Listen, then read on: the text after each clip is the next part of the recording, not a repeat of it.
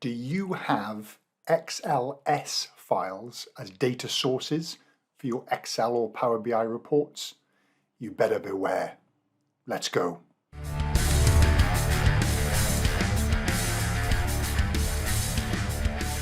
So let me show you the problem, and there are problems with XLS files. Bottom line, do not use XLS files as data sources. So XLS is the old format Excel file, and there's lots of legacy systems that still spit out XLS files when you say export to Excel. So this is an XLS file, and it's set up like this, but let me just make a couple of little changes. I'm going to format these as no decimal numbers showing. I'm going to change this date just to look like day and month. So I'm going to go to my custom one. I've just set this up before. Well, put it in here. Just put DD and then MMM. Okay. Right, I'm going to save this, and it's an XLS file. Okay. Close. So here's a new file. I'm going to connect using Power Query to that file and pull the data in. Data, okay, get data from file, from workbook. Go to that new data source.xls.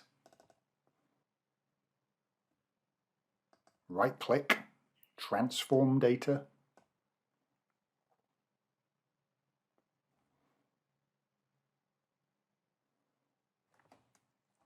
Control Shift plus to zoom in a little bit. Okay, so I don't want this change type step to kick in. It's promoted the headers, that's fine. I'm going to make this a decimal number. Remember that number of 373, okay? I don't want this total, I'm going to get rid of that. Right click, text filter, does not equal. So that 373 has gone. And now watch this. Change this to a date. Perfect. Oh, wait. December 2022. Okay. This would have actually been working 3 weeks ago in 2021. It would have given me, but this date would have been wrong. It takes the system date. That is horrible. Okay. And if I load this, close and load to, and load it to a table in this worksheet, for example, click OK. So here's the dates, and if I add these up, Alt equals 372, not 373. So the difference being that when you pull in data from an XLS file, it actually just pulls in what it sees, okay? So when it pulled it in, what it saw was this text, not the underlying date. And when it brings in the number, it brings in what it sees, not the underlying number. This is the risk of pulling in data from XLS files. I've seen some really weird stuff happen. I've seen like 100 rows being brought in and then the next 50 just not brought in. Do not trust it.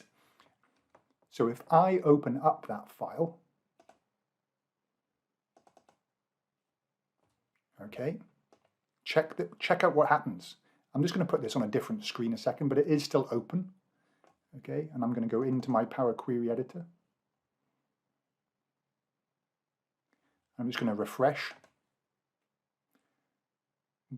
Hold on, it's still working, but because the file's open, I've now got these weird numbers, which is the number of days since January 1900 or December 31st, 1899, whichever way Power Query works these days.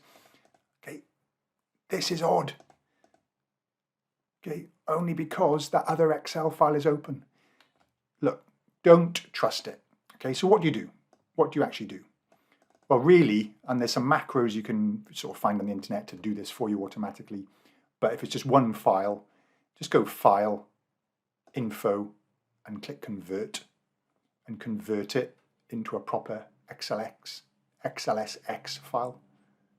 And then everything will work nicely. So I'll convert it, click OK, click Yes. Okay, it's reopened. All right, so close this down now. double click on here. I'll change my source to the XLSX version. Proper dates 2021. Sorry, let me just zoom in showing you that. They're the proper dates now. Close and load.